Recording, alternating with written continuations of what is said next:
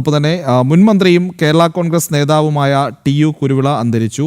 ശ്വാസതടസ്സമടക്കമുള്ള പ്രശ്നങ്ങളെ തുടർന്ന് കൊച്ചിയിലെ സ്വകാര്യ ആശുപത്രിയിൽ ചികിത്സയിലിരിക്കെയായിരുന്നു അന്ത്യം. കേരള കോൺഗ്രസ് ജോസഫ് വിഭാഗം നേതാവായിരുന്നു. വി എസ് അച്യുതാനന്ദൻ മന്ത്രിസഭയിൽ പൊതുമരാമത്ത് മന്ത്രിയുടെ ചുമതല വഹിച്ചിട്ടുണ്ട്. വിവരങ്ങളുമായി ജിജീഷ് കരുണാകരൻ ചേരുന്നു. കേരളത്തിലെ ഒരു മുതിർന്ന നേതാവാണ് ജിജീഷ്. എപ്പോഴാണ് ഈ മരണമുണ്ടായത്? എന്തൊക്കെയാണ് മറ്റു വിശദാംശങ്ങൾ?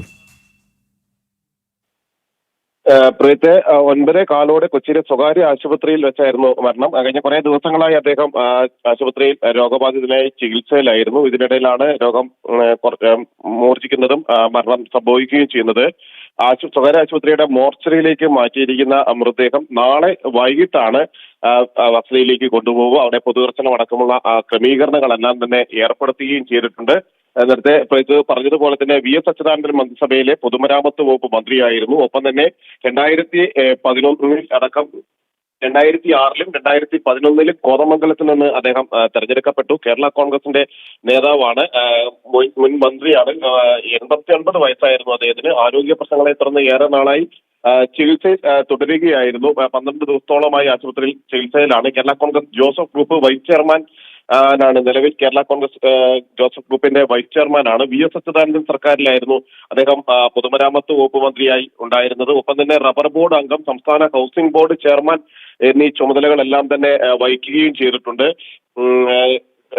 കേരള കോൺഗ്രസുകാർക്കിടയിൽ എന്നും ജോസഫിനോട് മാത്രം കൂറ് പുലർത്തിയ രാഷ്ട്രീയ നേതാവ് എന്ന ഒരു പ്രത്യേകത കൂടി ഉള്ള ആളാണ് അദ്ദേഹം ടി.യു. കുരുവിള. കോതമംഗലത്തുകാർക്ക് എല്ലാവർക്കും അത്ര പ്രിയങ്കരനായ ഒരു രാഷ്ട്രീയ നേതാവ് തന്നെയായിരുന്നു ടി.യു. കുരുവിള. കോതമംഗലത്തിന്റെ എല്ലാ പ്രശ്നങ്ങളിലും പൊതുകാര്യങ്ങളിലും എല്ലാം തന്നെ സജീവമായി ഇടപെട്ട് താഴെ തട്ട് മുതൽ ഉയർന്നു വന്ന ഒരു രാഷ്ട്രീയക്കാരൻ തന്നെയായിരുന്നു ടി.യു. കുരുവിള. ആ ഒരു പ്രദേശത്തെ കോതമംഗലത്തിനെ സംബന്ധിച്ചിടത്തോളം അവർക്ക് സുപരിചിതൻ എന്ന് മാത്രമല്ല ജനങ്ങളുടെ ഏത് പ്രശ്നങ്ങളിലും സജീവമായി ഇടപെടുന്ന ആ ഒരു നേതാവ് കേരള കോൺഗ്രസ് നേതാവാണ്. യാക്കോബായ സഭയുടെ ശക്തനായ വക്താവ് എന്ന നിലയിലും വ്യവസായി എന്ന നിലയിലും എല്ലാം തന്നെ അദ്ദേഹം ശ്രദ്ധേയനുമായിരുന്നു.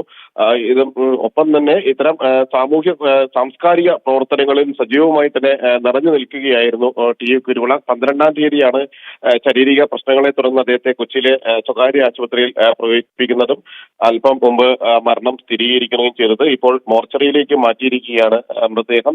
നാളെ വൈകിട്ടായിരിക്കും വീട്ടിലേക്ക് കൊണ്ടുപോവുകയും തുടർന്ന് പൊതുദർശനം അടക്കമുള്ള ക്രമീകരണങ്ങൾ ഏർപ്പെടുത്തുകയും ചെയ്യുക.